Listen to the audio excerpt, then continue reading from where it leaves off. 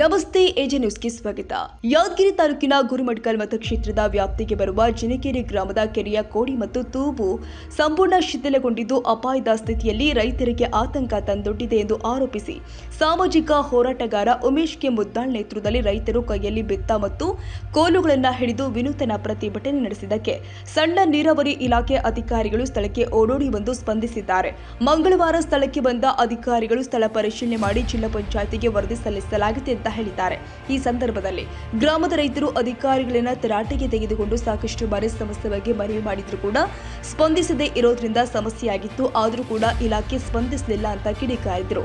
ಈ ಸಂದರ್ಭದಲ್ಲಿ ಮಾತನಾಡಿದ ಉಮೇಶ್ ಮುದ್ದಾಳ್, ರೈತರ ಜೀವನಾಡಿಯಾಗಿರುವ ಕೆರೆ ರಕ್ಷಣೆ ಮಾಡೋದು ಅಧಿಕಾರಿಗಳ ಜವಾಬ್ದಾರಿ. ರೈತರ ಬೆನ್ನೆಲುಬು ಎನ್ನುತ್ತೀರಿ, ಆದರೆ ರೈತರ ಕೆಲಸ ಮಾಡೋದಿಲ್ಲ.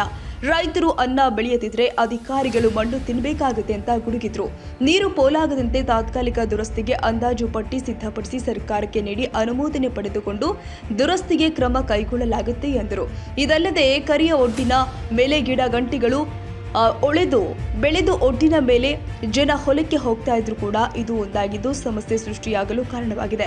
ಕೂಡಲೇ ಜಂಗಲ್ ಕಟ್ಟಿಂಗ್ ಕೂಡ ಮಾಡಬೇಕು ಎಂದಾಗ ಈ ಸಮಸ್ಯೆ ಗ್ರಾಮ ಪಂಚಾಯಿತಿ ಪಿಡಿಒ ಅವರಿಗೆ ಸಂಬಂಧಪಟ್ಟಿರುತ್ತೆ ಎಂದು ತಿಳಿಸಿದಾಗ ತಕ್ಷಣ ಕೌಳೂರು ಗ್ರಾಮ ಪಂಚಾಯಿತಿ ಪಿಡಿಒಗೆ ದೂರವಾಣಿಯಲ್ಲಿ ಸಂಪರ್ಕಿಸಿ ಮಾತನಾಡಿದಾಗ ಅವರು ತಕ್ಷಣ ಜಂಗಲ್ ಕಟ್ಟಿಂಗ್ ಮಾಡಲು ಕ್ರಮ ಕೈಗೊಳ್ಳಲಾಗುತ್ತೆ ಅಂತ ಭರವಸೆ ಕೊಟ್ಟಿದ್ದಾರೆ. ಸುಮಾರು 1 ತಾಸು ಅಧಿಕಾರಿಗೆ ಮುತ್ತಿಗೆ ಹಾಕಿದ ರೈತರು ಮೇಲಾಧಿಕಾರಿಗಳನ್ನ ಕರೆಸುವಂತೆ ಪಟ್ಟು ಹಿಡಿದರು. ಆಗ ದೂರವಾಣಿ ಮುಖಾಂತರ ಮೇಲಾಧಿಕಾರಿಗಳು ಸಂಪರ್ಕಕ್ಕೆ ಬಂದು ಭರವಸೆ ನೀಡಿ ತಾವು ಬೆಂಗಳೂರಿನಲ್ಲಿ ಇರೋದ್ರಿಂದ ಎಲ್ಲ ಸಮಸ್ಯೆ ಪರಿಹರಿಸುವುದಾಗಿ ಭರವಸೆ ನೀಡಿದ ನಂತರ ರೈತರು ಶಾಂತರಾಗಿದ್ದಾರೆ.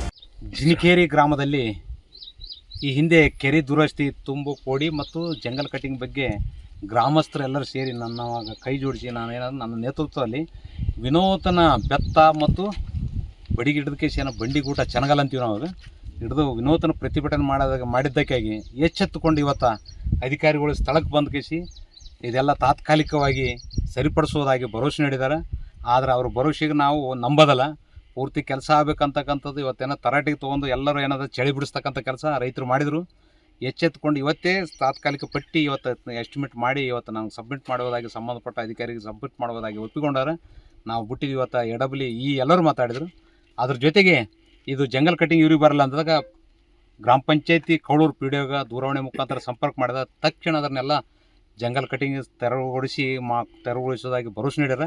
ಅದು ತೆರವುಗೊಳಿಸಿದ ತಕ್ಷಣ ನಾವೆಲ್ಲರೂ ಸೇರ್ಕಿಸಿ ಏನಂತ ಗಿಡ ಹಾಕ್ತಕ್ಕಂಥ ವ್ಯವಸ್ಥೆ ಮಾಡೋಣ ಅಂತಕ್ಕಂಥದ್ದು ಎಲ್ಲರೂ ರೈತರು ಅಭಿಪ್ರಾಯಪಟ್ಟರೆ ನಾವು ಕೂಡ ಶೀಘ್ರದಲ್ಲೇ ಗಿಡ ನೆಡತಕ್ಕಂಥ ಕಾರ್ಯಕ್ರಮಕ್ಕೆ ಚಾಲನೆ ನೀಡಬೇಕಾಗಿ ಈ ಸಂದರ್ಭದಲ್ಲಿ ರಫೀಕ್ ಪಟೇಲ್, ಕಾಶಪ್ಪ ಹೊಸ್ಮನಿ, ಮರಿಪ್ಪ ಅಂಬಿಗೆ, ತಾಯಪ್ಪ, ಸಾಬಣ್ಣ ನೀಲಳ್ಳಿ, ರಫಿ ಮಸ್ಕನಹಳ್ಳಿ, ಚಂದ್ರಮ್ಮ, ಆದಿಸ, ಬಾಲಪ್ಪ, ಶರಣಪ್ಪ, ತಾಯಪ್ಪ, ದುಗನೂರು, ಹನುಮಂತ, ನಿಂಗಪ್ಪ, ಭೀಮರಾಯ್, ಬಾವರ, ಲಕ್ಷ್ಮಣ್, ಮಲ್ಲಪ್ಪ, ಮರಿಪ್ಪ, ತಾಯಪ್ಪ, ಭೀಮರಾಯ್, ಹನುಮಂತ ಸೇರಿ ಅನೇಕರು ಉಪಸ್ಥಿತರಿದ್ದರು.